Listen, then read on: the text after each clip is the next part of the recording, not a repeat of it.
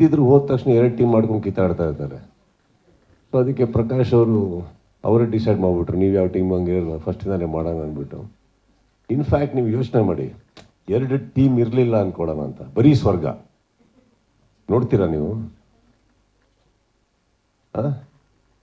I think good is never news, no? So the heaven and hell is a part of it, and I think as a concept, but it is not easy actually. ಬಿಗಿನಿಂಗಿಂದನೇ ಅದನ್ನು concept and heaven and hell ಅಂತ ಹೋಗುತ್ತೆ ಅಂತ ಬಂದಾಗ I think it is definitely not easy.